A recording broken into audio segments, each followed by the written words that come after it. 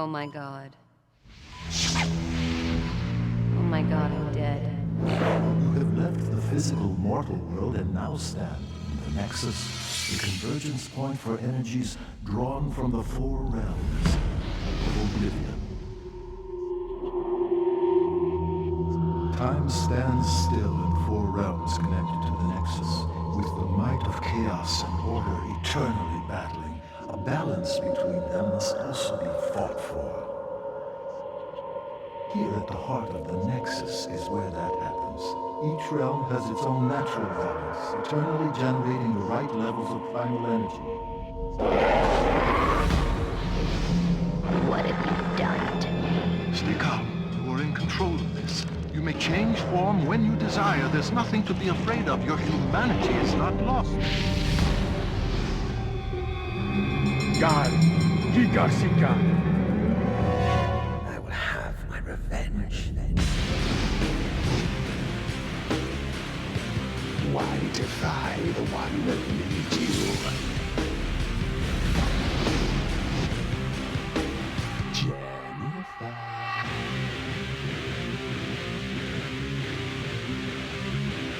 They can smell fear, you know.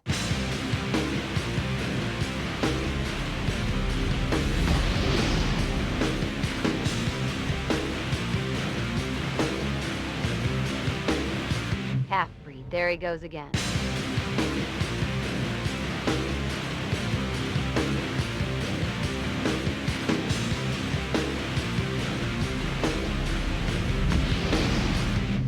Ever get the feeling you're being watched?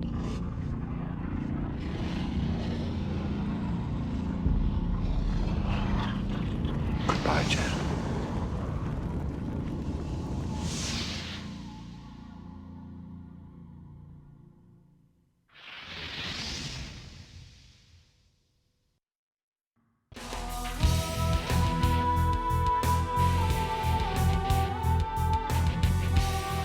Primal, the first title on PlayStation 2 from the developers behind the BAFTA award-winning Medieval series, takes you on a journey to a world lying just below the surface of ordinary life. Primal is the story of one girl's adventures through a fantasy world. She's a girl from the modern world, as we understand it, and she's brought into a series of demon realms by a character called Scree, who's been sent as a guardian and an advisor to take her through these series of adventures, during which she learns about herself, her background, who she really is, the powers that she has in her. I believe that you are Arella's chosen. And during the game you get to develop these powers, you learn about the characters and environments in the world, and you get to see that behind the world that we know is a struggle, it's a constant struggle between the forces of order and chaos for the control of all our lives. Jen is the character chosen to save the four realms. This, however, is no mean feat, and to succeed she will have to battle evil, overcome terrifying obstacles, and solve deadly puzzles.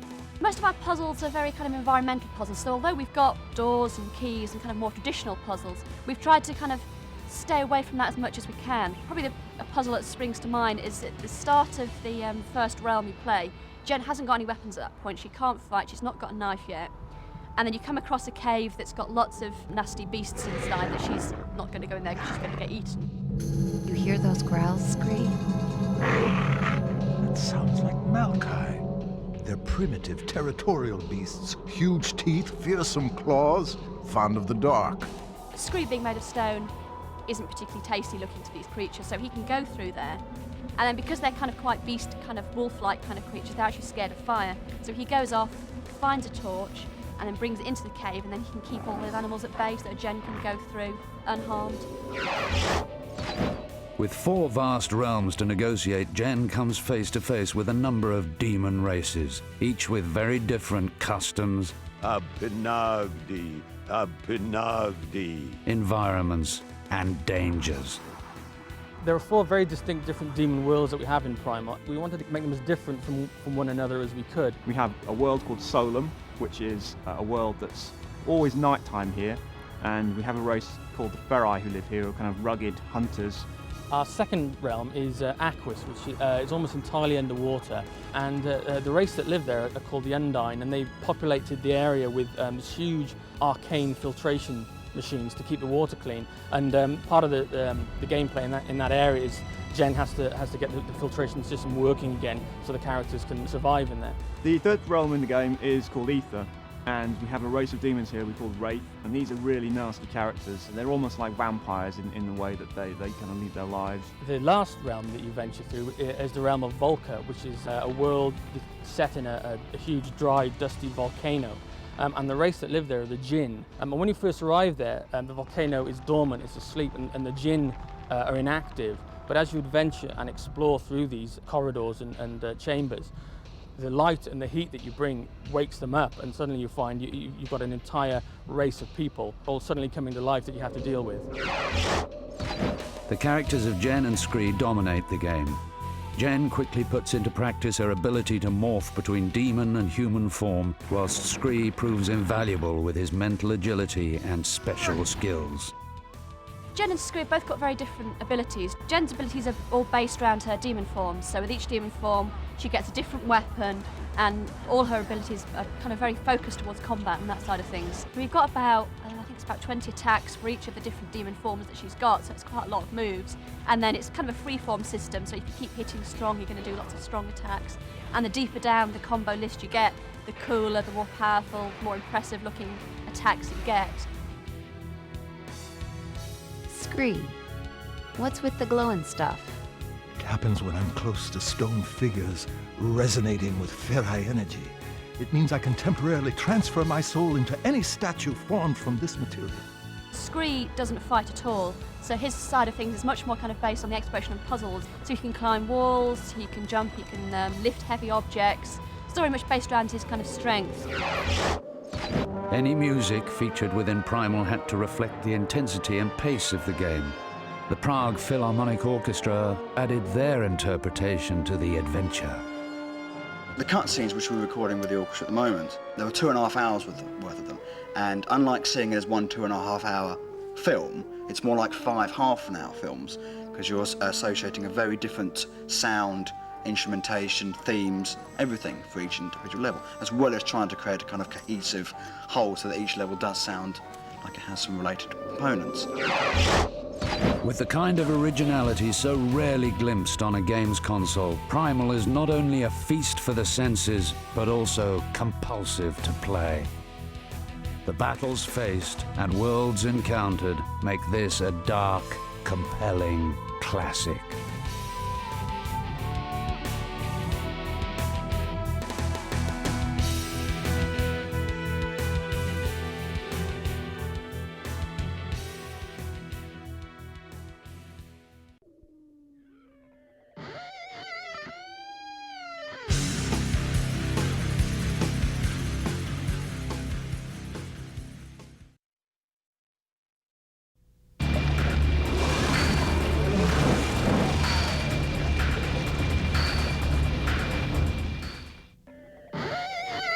When creating richly developed characters in a game like Primal, the voice is just as important as the animation. When it came to casting the actors for the voiceovers, we wanted to use actors that were really going to get into the parts and really have fun with the characters. They're the kind of people that are really going to bring that character to life. Well, no. The poor Undine Adaro was attacking must have been dead for days. Well, if he does that to him, just think what he'd be like with us. With Jen, we needed someone that was going to be able to give us a real warmth to her character, but also be able to really get into the demon side of Jen and really let go and, you know, really sound quite fierce. And Really did beat the crap out of him? I think the reason that they wanted me is because I played a character called Callisto on Xena, Princess Warrior.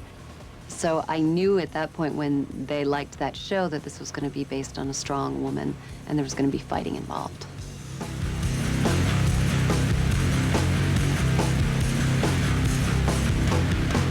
Scree was really the toughest character because we wanted a voice which didn't sound like Scree looked, if you see what I mean. So it wasn't like a little guy's voice, or it wasn't a silly voice. It was a voice that had kind of ability and kind of depth to it. And the only voice we could really think of was inspired by a character in Babylon 5 called Jakar. And this character was played by an actor called Andreas Katsulas. But I doubt we've seen the last of King Adaro. So when they conceived of this whole thing in the character of Scree, in their minds, they really heard Jakar somehow in that role, or more precisely me, I guess. So they've been dead for days. It's the undying... Although both of the actors had done TV and film, this was their first video game experience. It's different working on a video game than a film because you don't have to worry about the way you look. It's not my body, it's not my likeness. It's just my voice, and it's my interpretation of the character. Then I get to act with Andres, and that makes it brilliant. And so you are acting, you're not just speaking or reading lines. I wouldn't want to do it without my fellow actor also working with me. I don't think I'd be able to do it as well without this ongoing relationship with Hudson, who's right there, and we really get into it together. So it's like doing a little mini play that no one will ever see. Fight with great distinction. Uh-huh. There's nothing shown to us beforehand as to what the scene will be. They gave me a breakdown on all the characters, on all the different worlds, on all the different beings in the different worlds. So we're given that, and then it's just up to our imaginations to, you know, to go with it. And then everything that they draw and animate around that, we see later. Now that they have a taste of what video games are all about, will this turn them into die-hard gamers? I've never really come into this century yet, but this might motivate me in terms of my son and my daughter as well. I think they'll both be interested in going through this together, and I wouldn't be surprised if they want me to play along with them. I bought a PlayStation 2, and I played for 24 hours within a week. My friends were like, you have to brush your teeth, you have to wash your hair, you have to take a shower, and I wouldn't. It's like a drug. I don't know how people play games and go to sleep and get up and exercise or go to work. It's not possible.